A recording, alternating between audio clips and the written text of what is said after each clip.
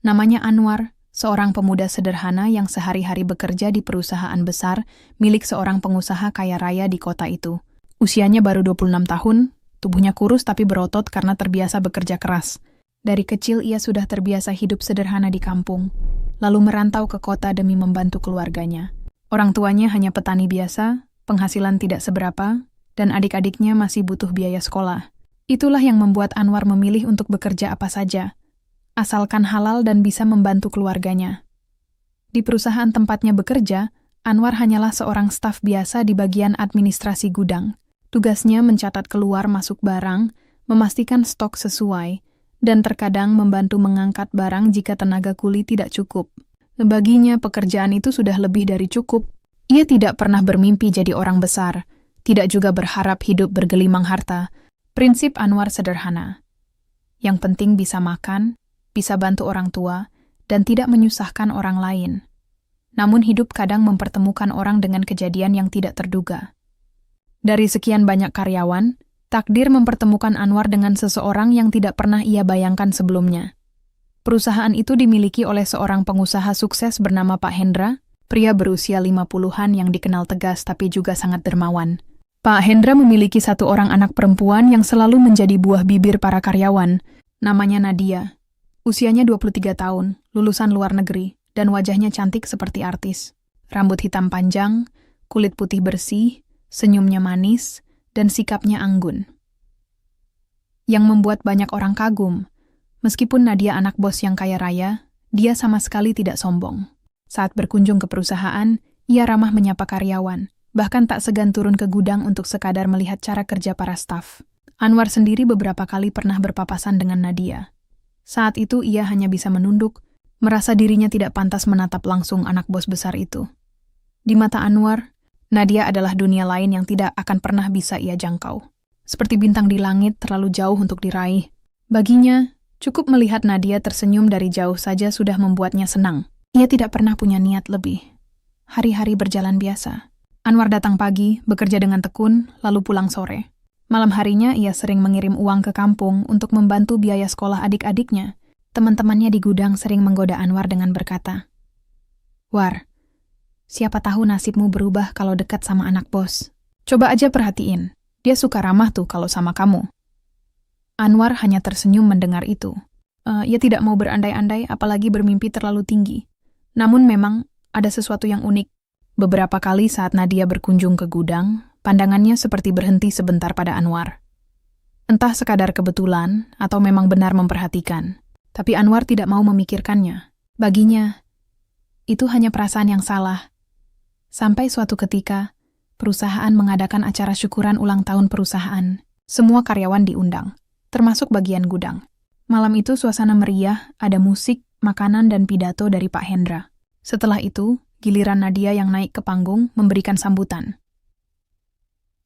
Anwar yang duduk di barisan belakang hanya bisa melihat dari jauh.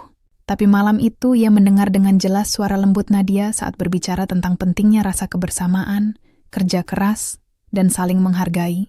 Bagi Anwar kata-kata itu terasa menyentuh. Ia tidak menyangka anak orang kaya bisa berbicara sebijak itu.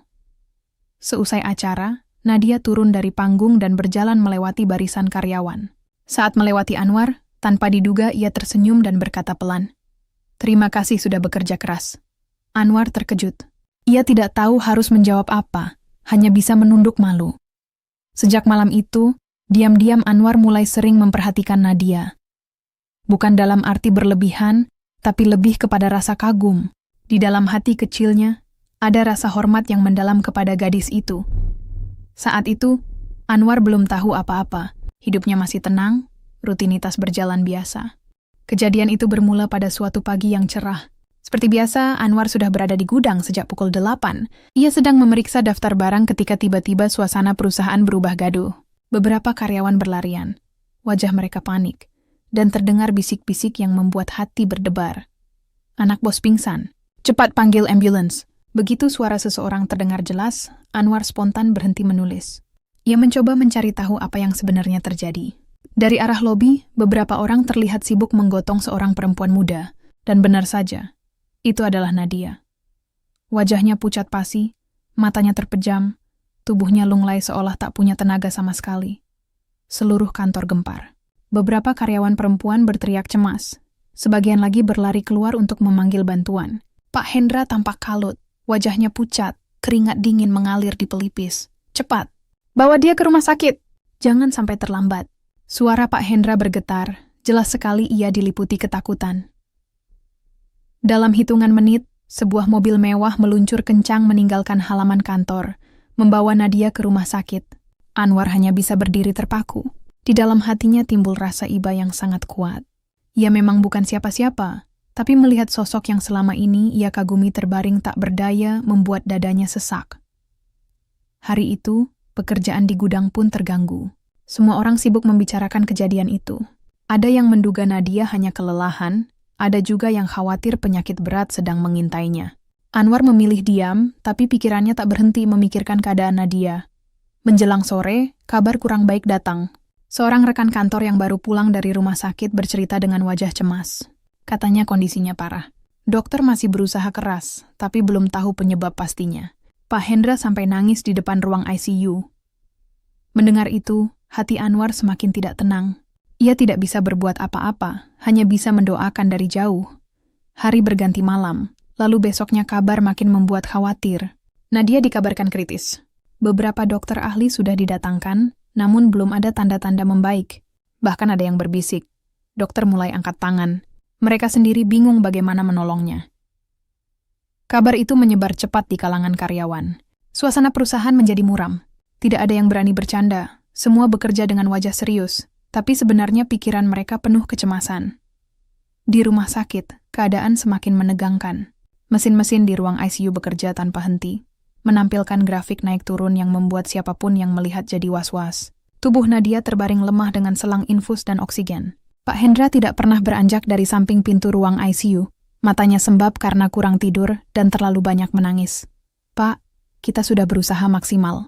Tapi tubuh putri Bapak seolah menolak semua obat. Kami tidak bisa menjanjikan apa-apa, kata seorang dokter dengan nada hati-hati. Ucapan itu membuat dada Pak Hendra serasa diremas. Seumur hidupnya, ia bisa membeli apapun dengan harta. Namun di depan nyawa anaknya sendiri, ia merasa tak berdaya. Semua uang, semua kekayaan, seolah tak ada artinya lagi. Kabar tentang keadaan kritis Nadia akhirnya sampai juga ke telinga Anwar. Malam itu, ketika sedang makan sederhana di kosannya, seorang teman kerja datang mengabarkan. War gawat, katanya dokter menyerah. Entah kenapa, kondisi Nadia makin buruk. Anwar menaruh sendoknya. Tiba-tiba makanan di hadapannya tak lagi terasa. Ada perasaan kosong yang menghantam dadanya. Entah mengapa hatinya ikut hancur. Ia tidak bisa membayangkan seorang gadis baik dan ramah seperti Nadia harus mengalami keadaan seperti itu. Malam itu, Anwar tidak bisa tidur. Ia hanya terbaring menatap langit-langit kamar kos yang sederhana, pikiran melayang-layang. Ia ingin sekali bisa membantu, tapi apa yang bisa dilakukan oleh seorang staf gudang sederhana sepertinya? Baginya itu mustahil, namun takdir memang punya caranya sendiri. Esok paginya, secara mengejutkan Anwar dipanggil oleh atasan langsungnya. War, ikut saya ke rumah sakit. Pak Hendra minta beberapa karyawan yang dipercaya untuk datang. Mungkin untuk mendoakan atau sekadar memberi semangat. Jantung Anwar berdetak kencang. Ya mak tidak penyangka akan diminta datang ke rumah sakit. Sepanjang perjalanan, hatinya campur aduk. Antara cemas, takut, dan entah kenapa ada rasa tanggung jawab yang aneh. Sesampainya di rumah sakit, suasana begitu tegang. Beberapa keluarga besar Pak Hendra berkumpul dengan wajah suram. Di sudut ruangan terlihat Pak Hendra duduk dengan kepala tertunduk. Begitu melihat rombongan karyawan datang, ia berusaha berdiri dan menyambut, meski matanya jelas merah karena lelah. Terima kasih kalian sudah datang. Doakan Nadia. Hanya itu yang bisa kita harapkan sekarang, katanya lirih. Anwar berdiri di antara karyawan lain, menatap ke arah pintu ICU yang tertutup. Di balik pintu itu, seorang gadis yang selama ini hanya bisa ia kagumi dari jauh sedang berjuang antara hidup dan mati. Ketika rombongan karyawan masih berdiri canggung di ruang tunggu rumah sakit, tiba-tiba terdengar suara gaduh dari arah ruang ICU. Beberapa perawat berlarian, seorang dokter keluar dengan wajah tegang, dan mesin monitor jantung di dalam ruangan berbunyi nyaring. Keadaannya menurun drastis, tekanan darahnya drop, teriak seorang perawat panik. Semua orang langsung berdiri, jantung berdegup kencang. Pak Hendra hampir terjatuh, tubuhnya lemas tak sanggup mendengar kabar itu. Seorang saudara perempuan Pak Hendra berusaha menenangkan sambil meneteskan air mata. Anwar hanya bisa menatap, dadanya ikut bergetar. Dari balik pintu kaca yang setengah terbuka, ia bisa melihat sekilas tubuh Nadia yang terbaring pucat, wajahnya semakin dingin, dan para dokter berusaha keras menyelamatkan. Namun beberapa menit kemudian, terdengar percakapan lirih yang membuat semua orang terdiam. Kami sudah lakukan segalanya, Pak.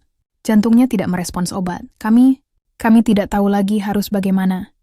Ucap seorang dokter dengan wajah penuh penyesalan. Kalimat itu bagaikan petir di siang bolong. Pak Hendra langsung terduduk, air matanya pecah. Tidak, kalian harus lakukan apapun. Dia anak saya satu-satunya, teriaknya dengan suara parau. Keluarga besar menangis, beberapa karyawan hanya bisa menunduk. Suasana menjadi sangat pilu. Di tengah kekalutan itu, perasaan aneh muncul di hati Anwar. Entah kenapa, bayangan wajah Nadia yang tersenyum beberapa waktu lalu, ketika ia berkata, "Terima kasih sudah bekerja keras," kembali terngiang jelas. Kata-kata sederhana itu kini terasa seperti panggilan. Tiba-tiba, seorang perawat keluar terburu-buru mencari seseorang. Kami butuh orang yang pernah dekat secara emosional dengan pasien. Cepat, serunya. Semua orang saling pandang. Dokter menjelaskan, kadang pasien yang kritis masih bisa mendengar suara orang yang ia kenal atau percaya. Itu bisa memicu semangat hidupnya kembali. Tapi kami butuh orang yang tepat. Keluarga saling tunjuk, tapi anehnya justru pandangan perawat berhenti pada Anwar. Kamu, tadi Pak Hendra bilang, salah satu karyawan ada yang pernah sering diperhatikan oleh Nona Nadia. Mungkin itu kamu. Ayo ikut. Anwar terkejut, wajahnya memucat. Saya, tapi saya hanya staf gudang. Saya tidak tahu harus bilang apa, ucapnya gugup. Pak Hendra yang masih berlinang air mata menoleh. Tatapan matanya penuh harapan. Nak, kalau benar kamu bisa membantu, tolong lakukan. Saya mohon. Anwar terpaku. Ia ingin menolak, tapi melihat wajah Pak Hendra yang hancur, melihat tubuh Nadia yang terbaring lemah, hatinya tak tega. Dengan kaki gemetar, ia akhirnya melangkah masuk ke ruang ICU. Begitu masuk, aroma obat-obatan menusuk hidung. Mesin-mesin berdering, grafik detak jantung di monitor naik turun tidak stabil. Nadia terbaring dengan wajah pucat, bibirnya membiru, napasnya sangat lemah. Anwar berdiri di samping ranjang. Tangan Nadia dingin saat disentuh, membuat bulu kuduknya merinding. Ia menatap wajah itu, wajah seorang gadis yang selama ini hanya bisa ia kagumi dari jauh. Kini, di depannya, gadis itu seperti berada di ambang kematian. Dengan suara pelan tapi bergetar, Anwar mulai berbicara. Nadia, ini aku Anwar. Kamu mungkin tidak terlalu kenal dekat sama aku. Tapi aku tahu kamu orang yang kuat. Semua orang di luar sana nunggu kamu bangun. Ayahmu, keluargamu, semua sayang sama kamu. Jadi, jangan pergi. Lawan Nat. Kamu pasti bisa. Suasana hening. Hanya suara mesin yang terdengar. Para dokter memperhatikan, memberi isyarat agar Anwar terus berbicara. Anwar menarik napas panjang, lalu melanjutkan dengan tulus. Ingat waktu di acara perusahaan? Kamu sempat bilang terima kasih ke aku. Kata-kata itu tidak pernah aku lupakan. Karena dari situ aku tahu, kamu benar-benar menghargai orang lain, sekecil apapun perannya. Jadi aku mohon, bangunlah Nat. Dunia masih butuh orang sebaik kamu. Tiba-tiba, jarum grafik di monitor bergerak sedikit lebih stabil. Para dokter saling berpandangan. Ada response kesel. Ujar salah satu dari mereka. Anwar semakin yakin, meski kakinya gemetar, ia mendekatkan wajahnya dan berbicara lebih lembut. Kalau kamu dengar aku genggam tanganku. Sedikit saja. Aku tahu kamu bisa, hening beberapa detik. Lalu, keajaiban kecil terjadi. Jari-jari tangan Nadia yang dingin bergerak pelan, seolah berusaha menggenggam. Anwar terkejut, matanya berkaca-kaca. Dia merespons. Teriak seorang perawat. Detak jantung di monitor mulai naik perlahan. Tidak stabil, tapi lebih baik dari sebelumnya. Para dokter segera kembali bekerja, memberi suntikan tambahan dan mengecek alat. Anwar tidak melepaskan tangannya. Ia terus bicara dengan nada penuh harap. Bagus, Nad. Itu tandanya kamu masih ada di sini. Jangan lepaskan. Ingat banyak orang sayang sama kamu. Jangan tinggalkan mereka. Jangan. Pak Hendra yang mengintip dari balik kaca ruang ICU terisak melihat perubahan itu. Keluarga yang tadi menangis kini mulai berbisik penuh harapan. Meski jantung Nadia mulai menunjukkan tanda-tanda kehidupan, kondisinya masih sangat kritis. Detaknya naik turun, nafasnya terengah-engah. Para dokter bergegas, sebagian menyiapkan obat tambahan, sebagian lagi memantau grafik monitor dengan wajah serius. Stabilkan dulu tekanannya. Jangan sampai drop lagi. Seru dokter utama sambil memberi instruksi cepat. Anwar yang masih menggenggam tangan Nadia tidak berani bergerak sedikit pun. Keringat dingin membasahi dahinya. Jantungnya sendiri berdetak begitu keras seolah ikut berpacu dengan jantung gadis itu. Perawat berbisik, "Terus bicara, jangan berhenti. Suara Anda bisa jadi jangkar untuk kesadarannya." Dengan suara serak tapi penuh ketulusan, Anwar kembali berbicara. "Nad, dengarkan aku. Aku tahu tubuhmu sedang berjuang. Tapi kamu tidak sendiri. Aku di sini, keluargamu di sini. Kalau kamu lelah, ingat senyum ayahmu. Ingat orang-orang yang menunggu kamu bangun. Jangan biarkan mereka kehilangan harapan." Seolah mendengar suara itu, grafik monitor perlahan mulai naik lebih stabil. Para dokter saling bertukar pandang, sebagian menghela napas lega. Pak Hendra yang berdiri di luar kaca ICU mulai terisak lagi. Kali ini bukan hanya karena kesedihan, melainkan campuran antara syukur dan harapan baru. Ia menempelkan tangannya di kaca, menatap anaknya yang masih berjuang, lalu menoleh ke arah Anwar yang terus berbicara dengan penuh kesungguhan. Waktu berjalan lambat, setiap detik terasa seperti 1 jam. Para dokter masih bekerja, namun jelas sekali bahwa suara Anwar menjadi sesuatu yang tidak bisa mereka abaikan. Beberapa kali dokter menoleh ke arahnya dengan tatapan seolah berkata, "Lanjutkan, jangan berhenti." Dalam keheningan itu, tiba-tiba mesin monitor kembali mengeluarkan bunyi panjang. Garis grafik yang semula stabil mendadak menurun tajam. Jantungnya melemah lagi. Teriak seorang perawat. Semua orang panik. Dokter segera mengambil alat kejut listrik. "Siapkan defibrillator. Kita tidak boleh kehilangan dia." Anwar merasa dadanya seperti diremas. Ketakutan menghantam pikirannya. Tadinya tidak menyerah. Sambil menahan air mata, ia berteriak lirih di telinga Nadia. "Nad, jangan pergi. Kamu sudah respon tadi. Kamu sudah genggam tanganku. Jangan berhenti sekarang, ayo bangun lagi. Kamu lebih kuat dari ini." Dokter menempelkan alat ke dada Nadia. "Clear!" teriaknya. Tubuh Nadia bergetar hebat akibat kejutan listrik. Semua menahan napas. Grafik monitor bergerak lagi, naik sedikit meski masih lemah. Dokter mengulanginya sekali lagi. "Clear!" Tubuh Nadia kembali terangkat sebentar, lalu jatuh lemah. Anwar semakin menggenggam erat tangannya. "Ayo Nad, 1 kali lagi. Ingat orang-orang yang mencintaimu. Ingat kata-katamu sendiri, tentang kebersamaan dan saling menghargai. Jangan biarkan kata-katamu hanya jadi kenangan." Detik berikutnya, grafik monitor mulai menunjukkan gerakan stabil. Detak jantungnya kembali muncul, pelan tapi konsisten. Para dokter segera bekerja menstabilkan kondisinya, sementara Anwar hampir roboh karena lega bercampur lelah. Suasana di ruang ICU berubah, dari kepanikan menuju keajaiban. Seorang dokter menoleh ke Pak Hendra di luar kaca dan memberi anggukan kecil. Isyarat bahwa ada harapan besar. Pak Hendra langsung menutup wajah dengan kedua tangannya, menangis terseduh-seduh. Keluarga yang lain ikut berpelukan, sebagian mengucap syukur berulang kali. Di dalam ruangan, Anwar masih berdiri, meski kakinya gemetar hebat. Ia menatap wajah Nadia yang masih lemah, tapi kini nafasnya lebih teratur. Dalam hati ia berbisik, "Syukurlah Nad, kamu memilih bertahan." Beberapa dokter mendekati Anwar. "Terima kasih, Nak. Kalau tadi kamu tidak berbicara, mungkin hasilnya akan lain. Pasien menunjukkan respons emosional yang kuat terhadap suaramu," kata salah satu dari mereka dengan nada serius. Anwar hanya bisa menunduk. "Saya hanya bicara dari hati, Dok. Saya juga tidak tahu bisa begini." Waktu terus berjalan. Setelah hampir 1 jam yang penuh ketegangan, akhirnya kondisi Nadia perlahan stabil. Meski belum sadar penuh, jantungnya sudah kembali berdetak normal. Selang oksigen masih menempel, infus tetap mengalir, tapi setidaknya ancaman terburuk berhasil dilewati. Para dokter keluar menemui keluarga. Untuk sementara, kondisi Nona Nadia sudah stabil, tapi masih butuh pengawasan ketat. Tadi nyawanya hampir hilang. Untung ada respons dari sisi emosional. Itu jarang sekali terjadi, dan hari ini kita semua menjadi saksi. Pak Hendra berdiri dengan mata berkaca-kaca. "Siapapun yang sudah menolong anak saya berhutang nyawa padanya." Tatapannya kemudian tertuju pada Anwar yang baru keluar dari ruang ICU dengan wajah lelah. Semua orang menoleh ke arah pemuda sederhana itu. Ada keheningan sesaat, sebelum akhirnya Pak Hendra melangkah mendekat, lalu memeluknya erat. "Terima kasih, Nak. Terima kasih sudah menyelamatkan anak saya. Kamu bukan lagi sekadar karyawan. Bagi saya, kamu sekarang adalah keluarga." Anwar terdiam, tubuhnya kaku, matanya memanas. Ia tidak pernah membayangkan akan berada di posisi itu. Dari seorang staf gudang yang selalu menunduk rendah, kini ia dipeluk oleh seorang pengusaha besar, karena telah menjadi penentu hidup mati putrinya.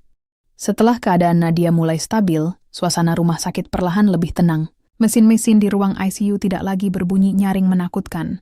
Grafik detak jantungnya berjalan lebih teratur. Para dokter bergantian berjaga, memastikan tidak ada hal buruk yang kembali terjadi.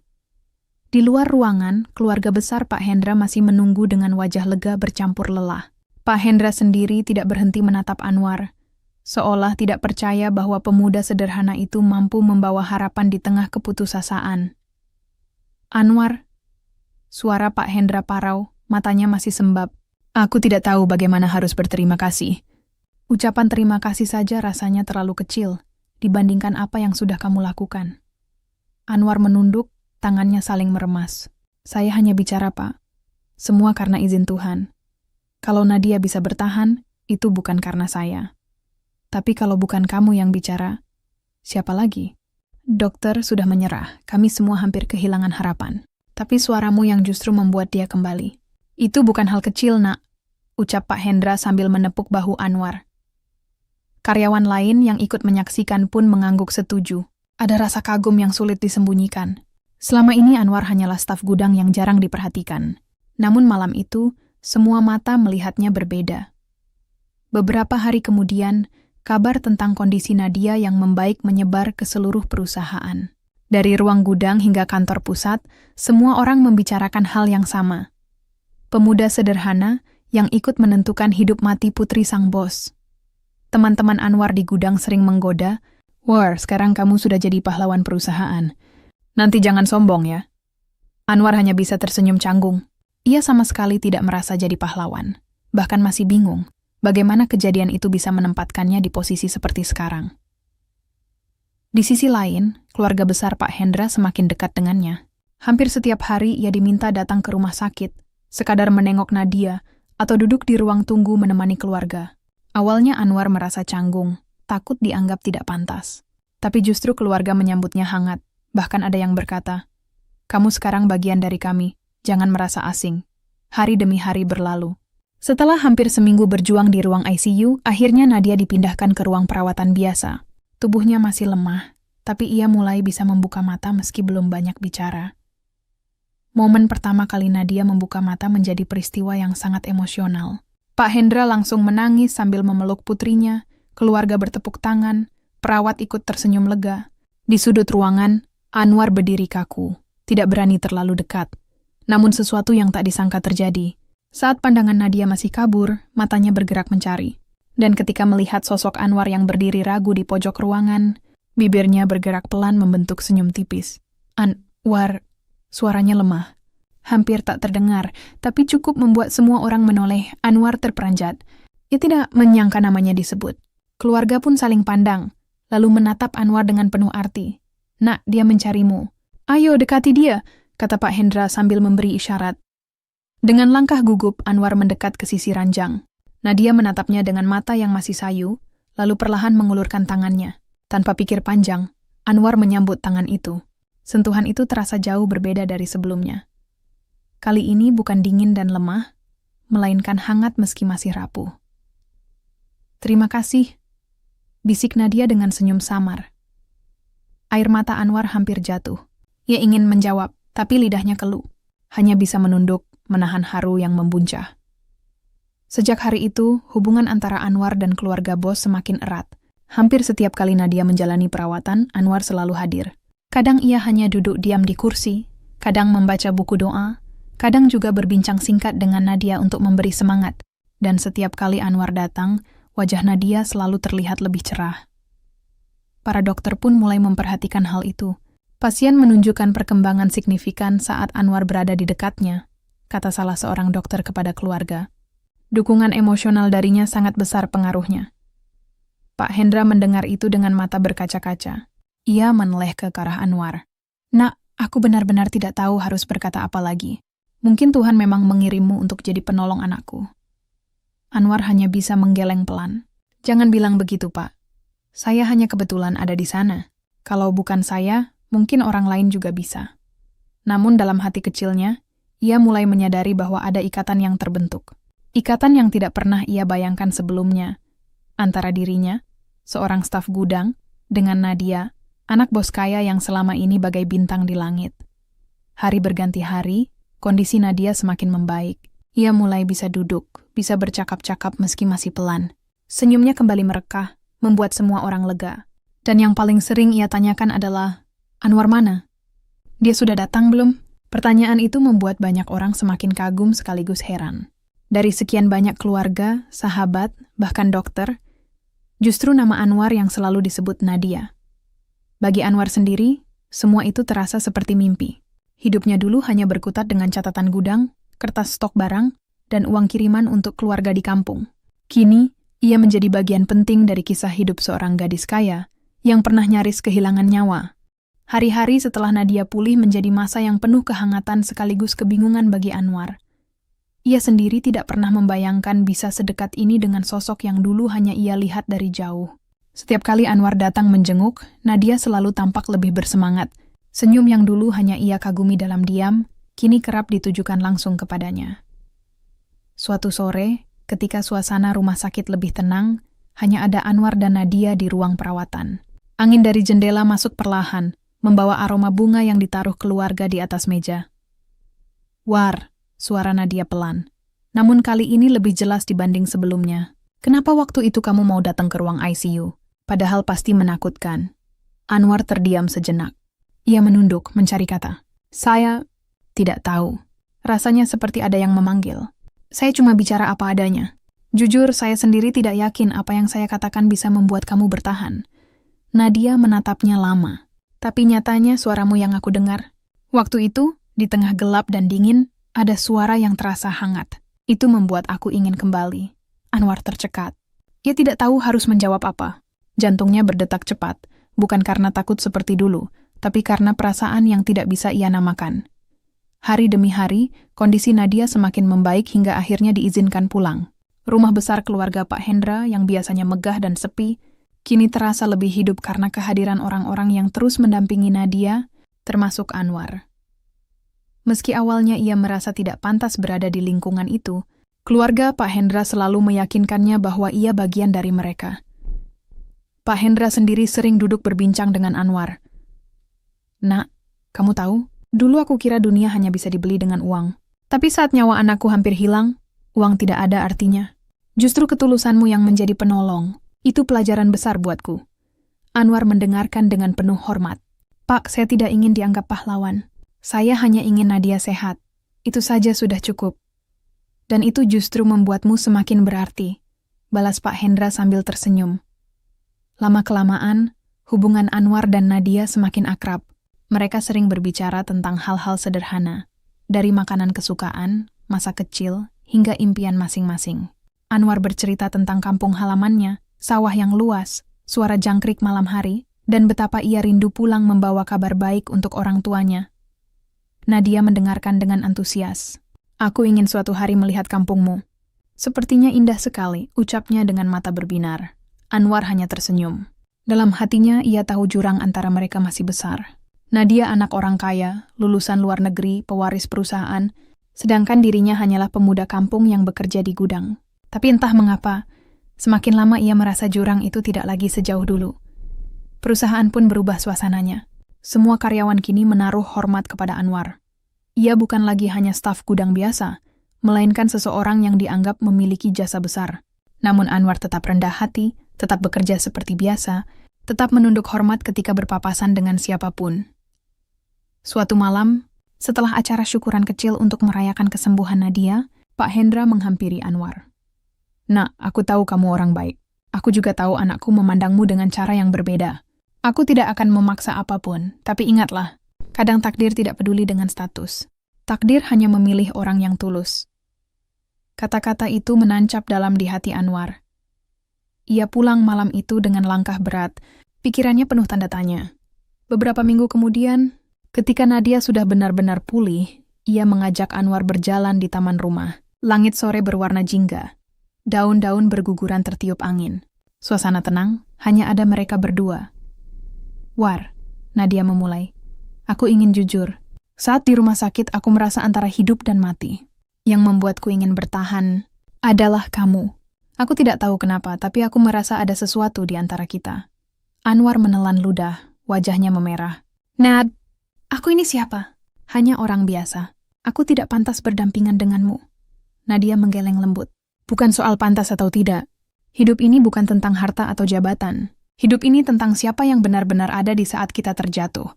Mohon bagi usaha itu kamu. Anwar terdiam lama.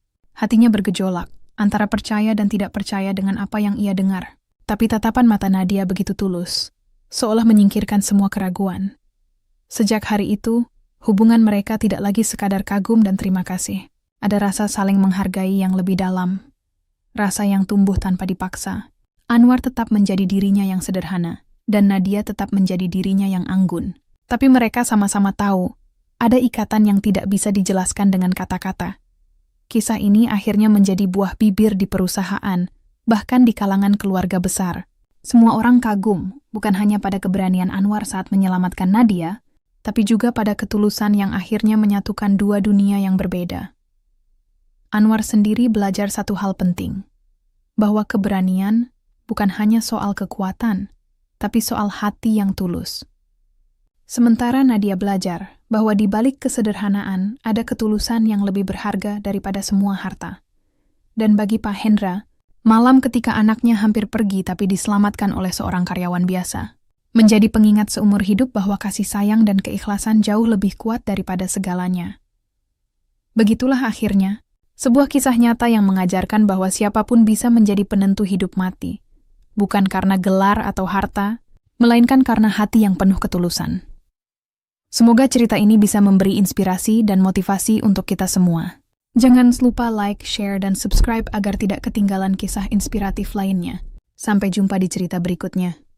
Namanya Anwar, seorang pemuda sederhana yang sehari-hari bekerja di